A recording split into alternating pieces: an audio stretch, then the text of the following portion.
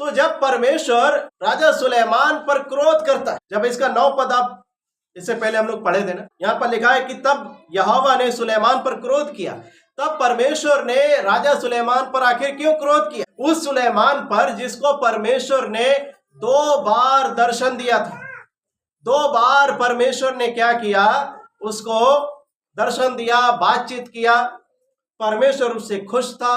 परमेश्वर उसको अपने बुद्धि और ज्ञान से भरने वाला परमेश्वर था। हालेलुया।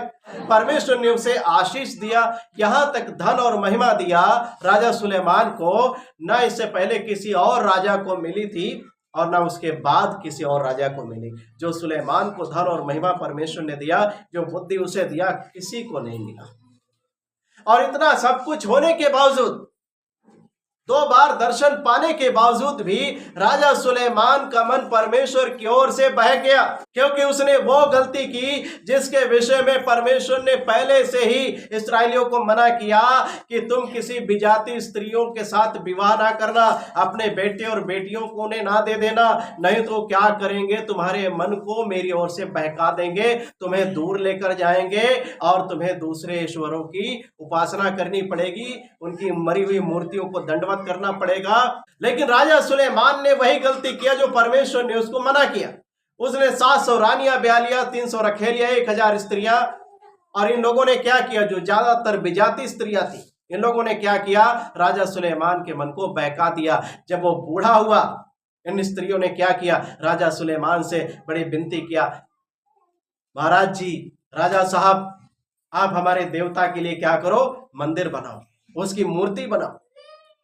और जब मंदिर और मूर्ति बना करके राजा सुलेमान ने दे दिया, तब जब इन देवताओं का यज्ञ किया, उसकी रानियों ने राजा को मना करके बहुत ही विनती करके लेकर गई, आप चलिए, मेरे देवता के लिए यज्ञ है, उसकी आज मंदिर में पूजा है, आप चलिए मेरे साथ।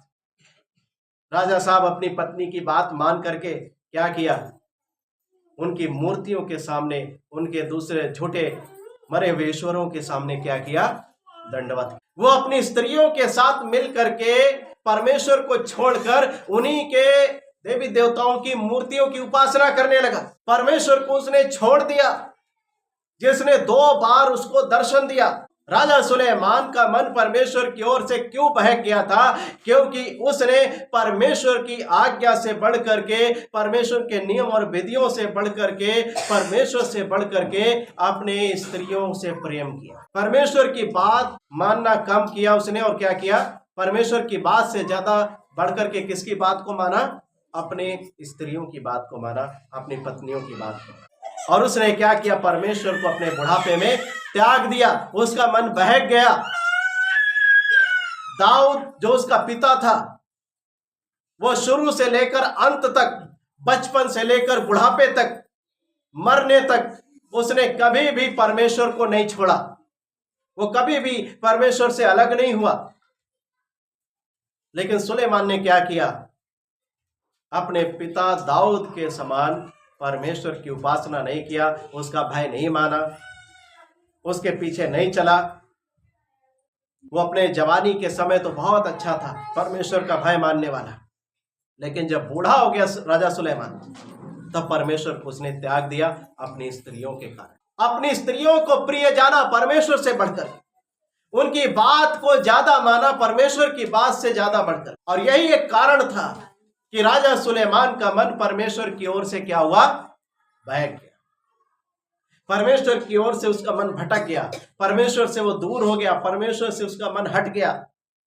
यह एक कारण। बात याद रखिएगा, प्रभु का वचन लूका की किताब उसका 14 अध्याय उसके 25-26 पद को जब आप पढ़ते हो, यहाँ पर देखिए क्या लिखा है। प्रभु यीशु मसीह अपने पीछे आने वाले लोगों से, उस भीड़ से क्या कह रहे थे? इसको पढ़िए, लूका 14 अध्याय 25 और 26 पद। ऊंची आवाज से जोर से पढ़ दीजिए कोई लोग। जब बड़ी भीड़ उसके साथ जा रही थी। क्या लिखा है? जब बड़ी भीड़ उसके साथ जा रही थी। किसके साथ जा रही थी बड़ी भीड़? यीशु मसीह के साथ उसके पीछे पीछे जब एक बड़ी भीड़ जा रही थी, तब क्या हुआ? तो उसने पीछे मुड़कर उनसे कहा। किनसे?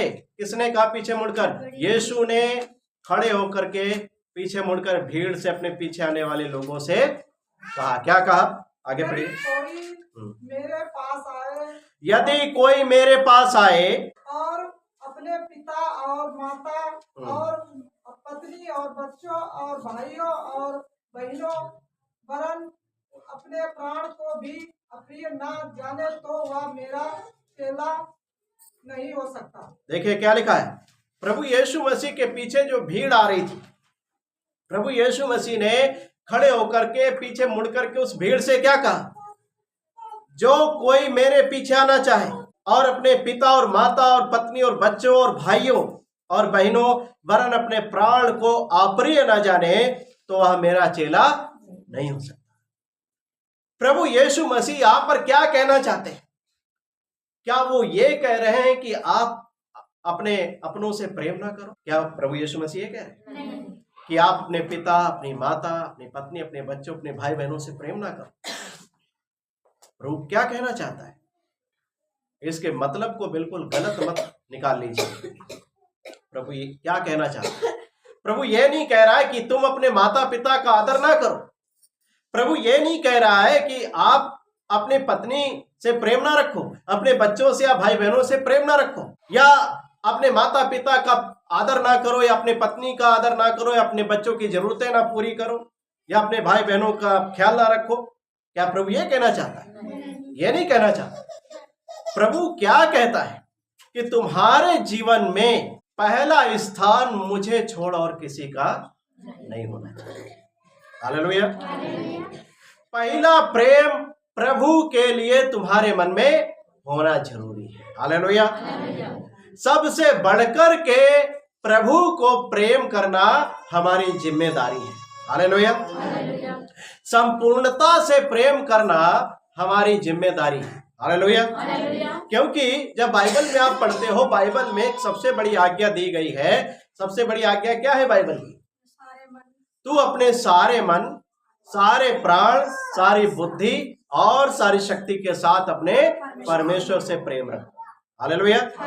परमेश्वर क्या चाहता है कि सबसे बढ़कर और संपूर्णता के साथ हम परमेश्वर को प्रेम करें। हालेलुया।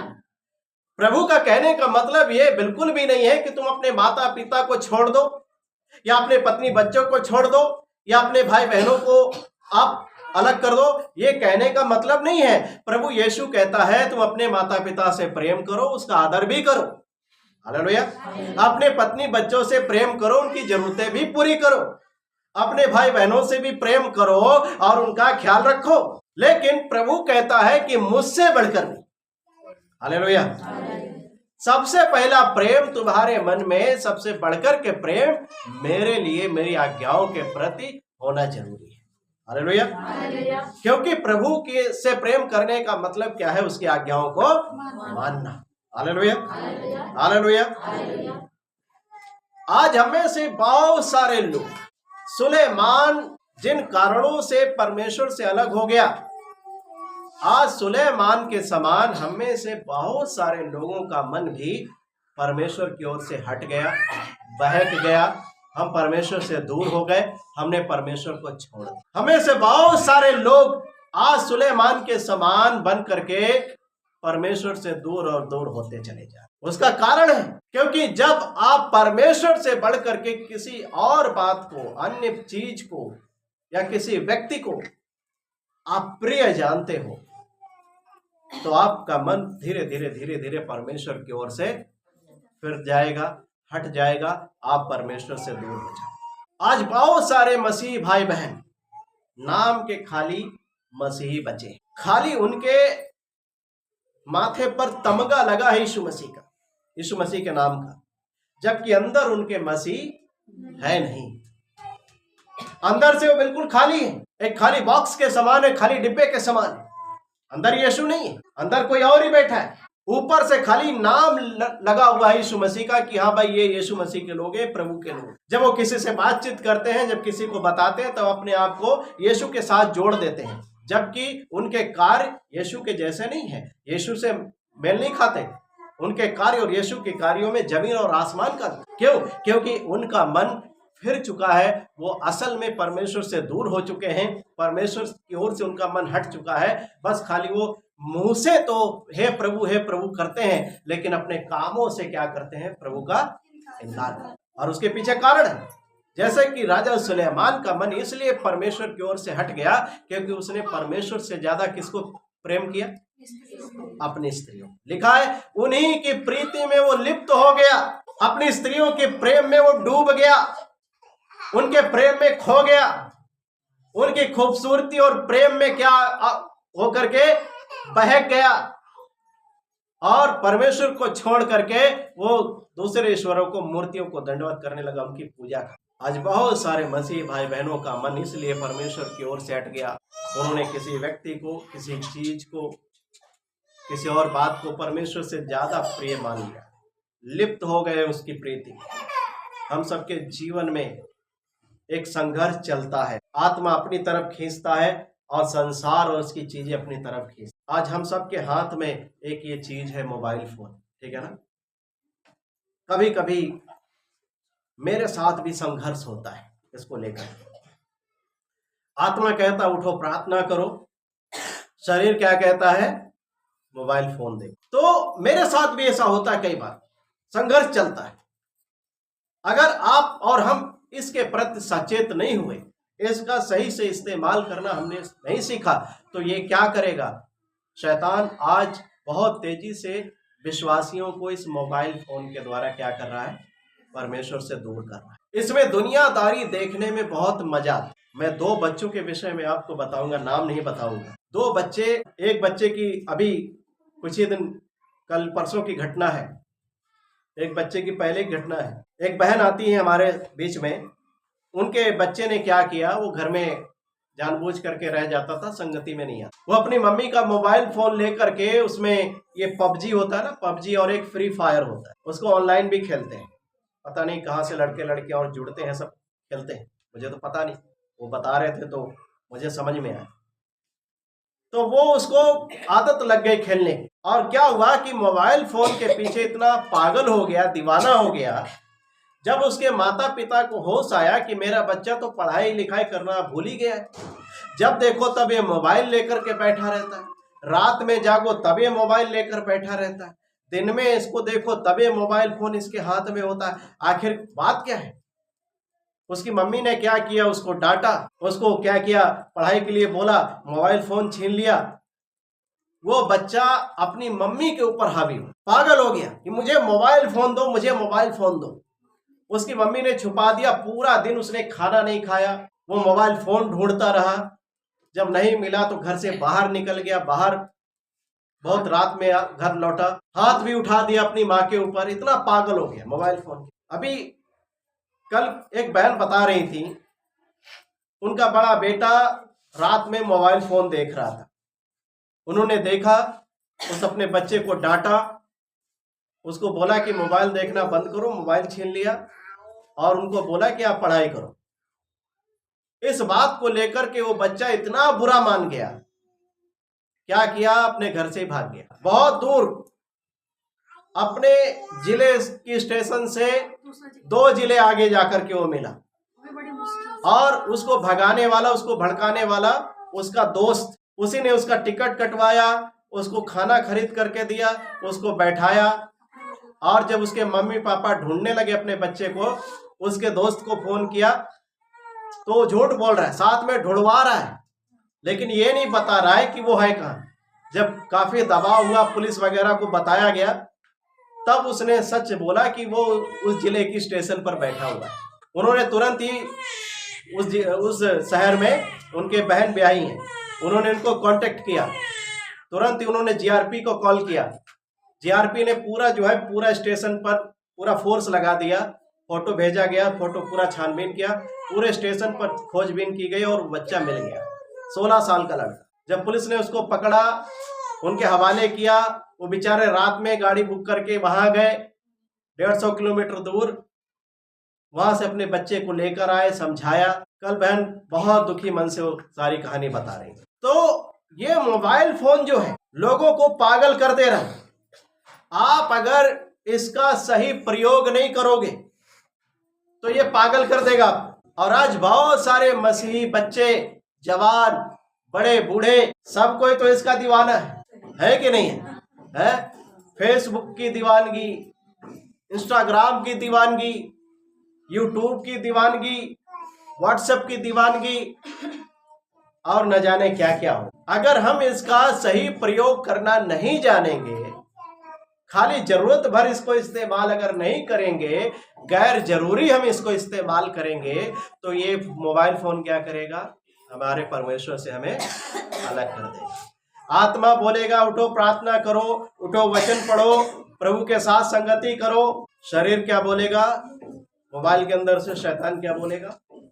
इसी को देखो, इसमें मजा आता है, इसी में अच्छा लगता है। और आज बहुत सारे मसीही भाई बहन, बच्चे, बड़े बूढ़े सब पागल हुए पड़े हैं मोबाइल फोन के। किसको प्रिय जान लिया? राजा सुलेमान के समान राजा सुलेमान ने अपनी स्त्रियों की प्रीति में लिप्त हो गया, उसको प्रिय जाना, परमेश्वर से दूर हो गया। आज के मसीही भाई बहन मोबाइल फोन को परमेश्वर से ज्यादा, उसके वचन से ज्यादा, बाइबल से ज्यादा इसको प्रिय जाना। और खाली ये हमारे यहाँ की बात नहीं है, हर जगह। अभी मैं पिछले महीने जब 2 महीना पहले लुधियाना गया था, वहां पर भी जब मैं प्रचार कर रहा था और मैंने इन सब बातों को बताया, तो वहां पर बैठे हुए बहुत सारे भाई बहन जो थे वो नीचे मुंह करके मुस्कुराने लगे। तो इसका मतलब क्या था? नीचे सर आपने किया, छुप करके मुस्कुरा रहे हो, दबी हुई मुस्कुराहट आपके चेहरे पर दिखाई पड़ रही है, इसका मतलब आप इसमें फंसे। ये फोन आपको परमेश्वर से क्या करेगा? दूर कर। सचेत हो जाइए अपने प्रति भी, अपने बच्चों के प्रति भी, और इसकी प्रीति में लिप्त होते जा रहे। अगर ये ना मिले तो ऐसा लगता है कि आत्मा ही आपके अंदर से निकल गई, बैटरी इसकी कम होती है, लगता है कि आपकी एनर्जी खत्म हो गई। ऐसा होता है कि नहीं होता? तुरंत ही चार्जर ढूंढते लाए, अपना मोबाइल फोन पहले चार्ज करें, वरना क्या होगा? इसमें दुनियादारी जो आती है वो दिखाई नहीं पड़ेगी, फिर देखने को नहीं मिलेगी। पागल हो चुके लोग, और शैतान बहुत अच्छे से जानता है गुमराह करने के लिए मसीहों को, इसका उपयोग बहुत अच्छे से वो कर रहा है। बात को समझ लीजिए। आज बहुत सारे भाई बहनों का मन हट गया, क्योंकि उन्होंने परमेश्वर से ज्यादा इसको प्रिय जान लिया, किसी व्यक्ति को प्रिय जान लिया, किसी कार्य को प्रिय जान लिया, और उन्हीं के प्रीति में लिप्त हो गए और परमेश्वर से दूर होते होते जा रहे। बहुत सारे ऐसे कारण हैं, मसीहों को परमेश्वर से दूर जाने के बहुत सारे कारण हैं। इस बात को आप अच्छी तरीके से समझ लीजिए। प्रभु क्या कहता है? जो कोई मुझसे अधिक किसी बात को, किसी व्यक्ति को, किसी कार्य को प्रिय जानता है, वो मेरे योग्य नहीं है, वो परमेश्वर के योग्य नहीं है। अगर आप यीशु का चेला बनना चाहते हैं, परमेश्वर का चेला बनना चाहते हैं, आपको परमेश्वर के सामने अपने जीवन को समर्पित करना पड़ेगा, आपको समर्पण करना पड़ेगा। हालेलुया। अपने जीवन को उसे देना पड़ेगा, अपनी इच्छाओं को त्यागना पड़ेगा, उन्हें मारना पड़ेगा। परमेश्वर की इच्छाओं के सामने आपको समर्पित करना पड़ेगा अपने आप। यीशु भी जगत में जब आया, उसने क्या किया? सबसे पहला, इससे पहले कुछ भी वो करता, बपतिस्मा लेने से पहले भी उसने काम किया है। क्या आप जानते हो कौन सा काम था? जब प्रभु यीशु मसीह के विषय में हम पढ़ते हैं, लूका में भी लिखा है, मत्ती में भी लिखा है, मरकुस में भी लिखा है, जब बड़ी भीड़ प्रभु यीशु मसीह के पीछे जा रही थी, प्रभु यीशु मसीह उस भीड़ से कहते, यदि कोई मेरे पीछे आना चाहे तो क्या करे? अपने आपे का इनकार करे और प्रतिदिन अपना क्रूस उठाए हुए मेरे पीछे हो ले। जब अपने आपे का इनकार करने की बात आती है, अपने आपे का इनकार करने का मतलब क्या है? अपनी इच्छाओं से इनकार करना, अपनी कल्पनाओं का इनकार करना, अपनी चाहतों का इनकार करना, अपनी इच्छाओं से अपने आप को खाली कर देना। जब प्रभु यीशु मसीह ने ये बात लोगों को सिखाई, इससे पहले प्रभु यीशु मसीह इसको अपने में पूरा कर चुका था। Hallelujah, hallelujah. प्रभु यीशु मसीह ने इससे पहले कुछ भी सिखाया लोगों को, वो अपने में उस बात को पहले ही पूरा प्रैक्टिकल पूरा कर चुका था। हालेलुया। जब आप फिलिपियों की पत्री को पढ़ते हो 2 अध्याय में, वहां पर देखिए क्या लिखा हुआ है, और इसका 6 पद से पढ़िए, देखिए क्या लिखा है, 6-7 पद। जिसने परमेश्वर के स्वरूप में होकर भी परमेश्वर के तुल्य होने को अपने वश में रखने की वस्तु न समझा। जिसने परमेश्वर के स्वरूप में होकर भी परमेश्वर के तुल्य होने को अपने वश में रखने की वस्तु ना समझा, वरन अपने आप को ऐसा शून्य कर दिया। वरन अपने आप को ऐसा शून्य कर दिया। शून्य मतलब कुछ नहीं, जीरो। जीरो। जीरो अपने आप में कुछ भी नहीं है, शून्य, खाली। यीशु इस धरती पर आया, परमेश्वरत्व को अपने वश में रखने की वस्तु नहीं समझा, उसको त्याग दिया, साधारण मनुष्य बन गया और क्या किया? अपने आप को खाली कर दिया, शून्य कर दिया। शून्य करने का मतलब क्या है? अपने आप को खाली कर दिया, जीरो, कुछ भी नहीं, अपने आप में वो कुछ भी नहीं बचा। जब शून्य कर दिया तो इसका मतलब क्या है? उसने अपनी इच्छाओं से, अपनी कल्पनाओं से, अपने परमेश्वरत्व होने से, अपनी आदर और महिमा से जो स्वर्ग में है, उस चीज से अपने आप को क्या किया? यीशु ने पूरी तरीके से खाली कर दिया, एक साधारण मनुष्य बन गया। और क्या हुआ? आगे पढ़िए। और दास का स्वरूप धारण किया। और दास का स्वरूप धारण किया। किसका? दास। दास। दास का मतलब आप जानते क्या होता है? नौकर भी कह सकते हैं, ठीक है ना, गुलाम भी कह सकते हैं। लेकिन जो दास शब्द है ना, दास, आजकल बहुत सारे लोग क्या बोलते हैं, हम पास्टरों को, प्रभु के लोगों को दास बोलते हैं ना, प्रभु का दास। आप जानते हो दास होना भी अपने आप में एक बहुत बड़ी चीज होती है। एक दास का अपना कुछ नहीं होता है कहने के लिए। जब आप दास प्रथा के बारे में पढ़ोगे, दास प्रथा के बारे में जानोगे, आज से लगभग 100 साल से पहले दास प्रथा हुआ करती थी दुनिया में। जैसे आजकल जानवर खरीदे बेचे जाते हैं ना, वैसे इंसान खरीदे बेचे जाते थे गुलाम होने के लिए, एक दूसरे का दास होने के लिए। लोग बाजारों में जाते थे, अपने लिए किसी स्त्री को, किसी लड़की को, किसी छोटे बच्चे को, किसी जवान आदमी को क्या करते थे? अपने घर का दास होने के लिए, दासी होने के लिए, जैसे जानवरों को हम लोग खरीद के लाते हैं ना घरों में, कई बार होता है, वैसे उनको खरीद कर लाते थे। और जो दास होता है ना, एक बात याद रखिए, उसकी अपनी कोई इच्छा नहीं होती, अपनी कोई मर्जी नहीं होती। दास के अंदर अपनी मर्जी हो सकती है, लेकिन वो नहीं पूरी कर सकता। क्यों? क्योंकि अपनी मर्जी पूरी करने के लिए उसके अपने ऊपर भी उसका कोई भी अधिकार नहीं होता है। एक दास को अपनी मर्जी, अपनी इच्छा पूरी करने के लिए भी अधिकार नहीं होता है, याद रखिएगा। दास की जिम्मेदारी है कि जिसका वो दास है और जो उसका स्वामी है, वो दास अपने स्वामी की मर्जी को पूरी करे, स्वामी की इच्छा को पूरी करे। हालेलुया। स्वामी क्या चाहता है, स्वामी क्या कहता है, उस दास की जिम्मेदारी है वो पूरा करे।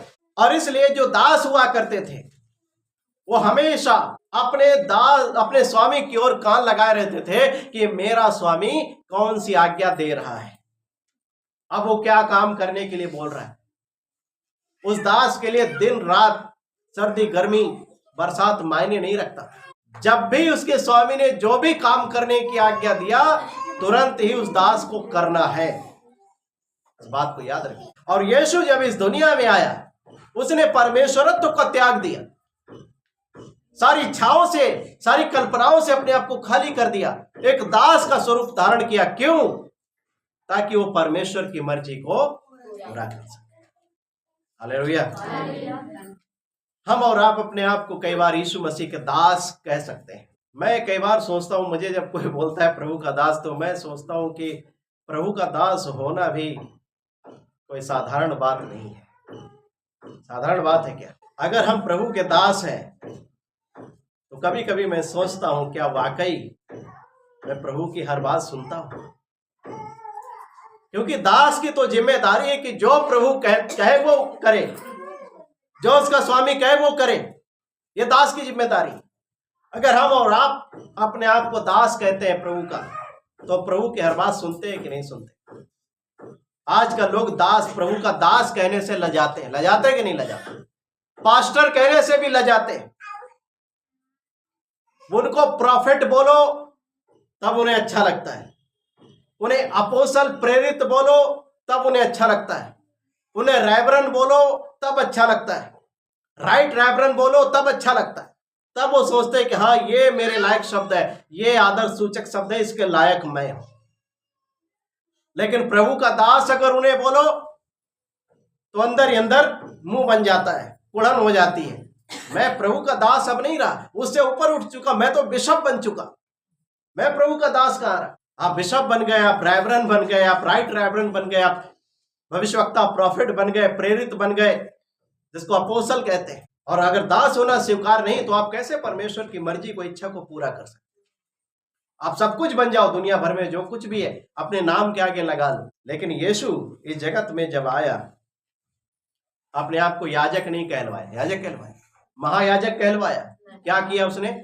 दास का स्वरूप धारण कर शून्य कर दिया, खाली कर दिया अपने आप को, परमेश्वर की मर्जी के सामने अपने आप को समर्पित कर दिया। और परमेश्वर ऐसा ही जीवन चाहता है कि आप अपने आपे से क्या करो, अपने आप को खाली करो, शून्य बन जाओ अपने लिए, अपने जीवन को परमेश्वर के सामने समर्पित करो और उसकी इच्छाओं को पूरा करो। Hallelujah, hallelujah. यीशु के हम संपूर्ण जीवन को देखें, यीशु कहीं पर भी अपनी मर्जी से कोई काम नहीं किया। वो यूहन्ना के सुसमाचार में कहता है, प्रभु कहता है कि मैं सदैव वही काम करता हूं जो मेरा पिता मुझसे कहता है, और इसलिए मेरा पिता मेरे साथ रहता है। हालेलुया।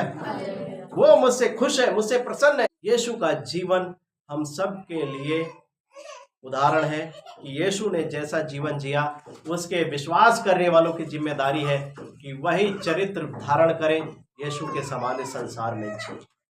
Hallelujah, hallelujah. लेकिन क्या होता है, हम अपने आप को खाली नहीं कर पाते। हम अपने आप को यीशु मसीह के लोग बोलते हैं, प्रभु के लोग बोलते हैं, लेकिन हम क्या करते, अपने आप को खाली नहीं करते, अपनी इच्छाओं को त्यागते ही नहीं, अपनी इच्छाओं से, अपने आपे से क्या करते, इनकार ही नहीं करते। करते क्या ऐसा? हम नाम तो प्रभु का लेते हैं लेकिन अपनी इच्छाएं पूरी करना चाहते हैं। हम अपने आप को प्रभु का दास कहते हैं लेकिन इच्छाएं अपनी पूरी करना चाहते हैं। कैसे हो सकता है? अगर आप कहते कुछ और और करते कुछ और तो कैसे हम प्रभु के लोग हो सकते? जब तक आप उसके ठहराए हुए पैमाने को छू नहीं लेते, आप मसीह के लोग नहीं हो सकते, आप परमेश्वर के लोग नहीं हो सकते। याद रखिए। हालेलुया। समझ रहे ना आप सभी लोग? आज बहुत सारे लोगों का मन क्यों हट गया परमेश्वर की ओर से? क्योंकि राजा सुलेमान के समान परमेश्वर की आज्ञाओं से बढ़कर, परमेश्वर से बढ़कर किसी और चीज को ही प्रिय जान लिया, परमेश्वर की बात से बढ़कर किसी और की बात मान ले। और यही सारे कारण हैं परमेश्वर से दूर जाने। लेकिन प्रभु आज भी इंतजार करता है कि हम वापस लौटें। हालेलुया। इस पद को पूरा पढ़ दें, 8 तक पढ़िए, देखिए क्या लिखा। और दास का स्वरूप धारण किया और मनुष्य की समानता में हो गया, और मनुष्य के स्वरूप में होकर अपने आप को दीन किया, और यहाँ तक आज्ञाकारी रहा कि मृत्यु, क्रूस की मृत्यु भी सह ली। यहाँ तक आज्ञाकारी रहा कि क्रूस की मृत्यु भी सह ली। उसके स्वामी ने बोला कि तुम्हें क्रूस पर मानव जाति के लिए अपने प्राणों को देना पड़ेगा, मानव जाति को बचाने के लिए, उनके उद्धार के लिए, पापों की क्षमा के लिए तुम्हें अपना बलिदान देना पड़ेगा।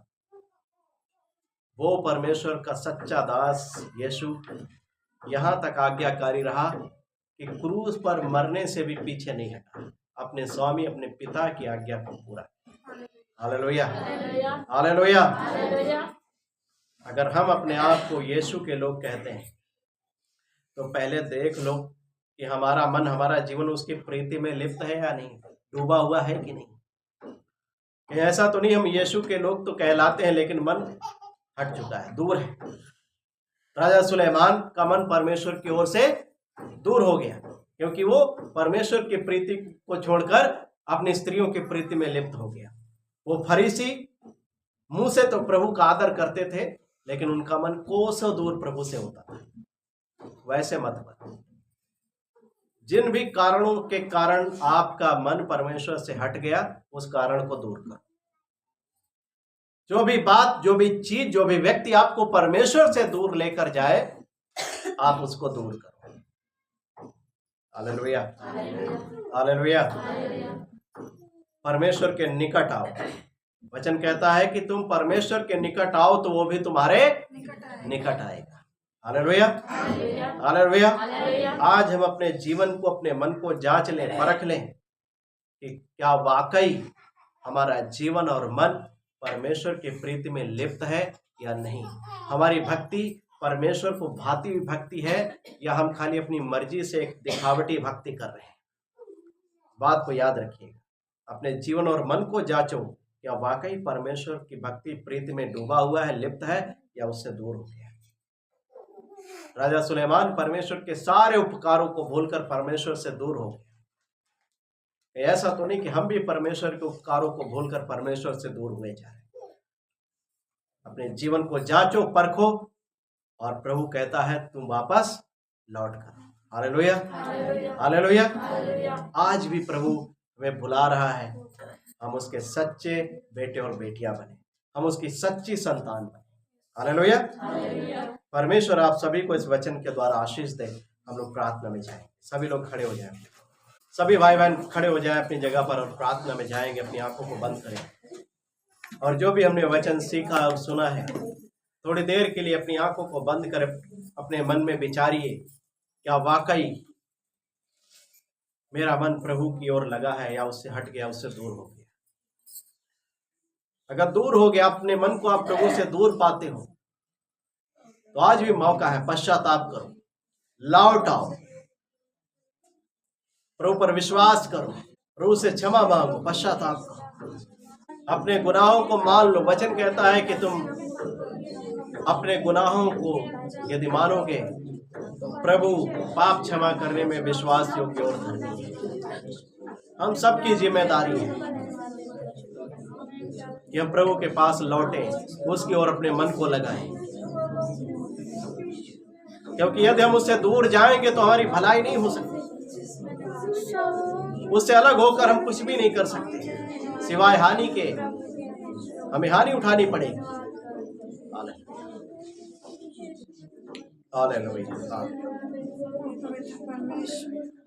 पवित्र आत्मा प्रभु आपका स्वागत करते हैं, यीशु आपका स्वागत करते हैं।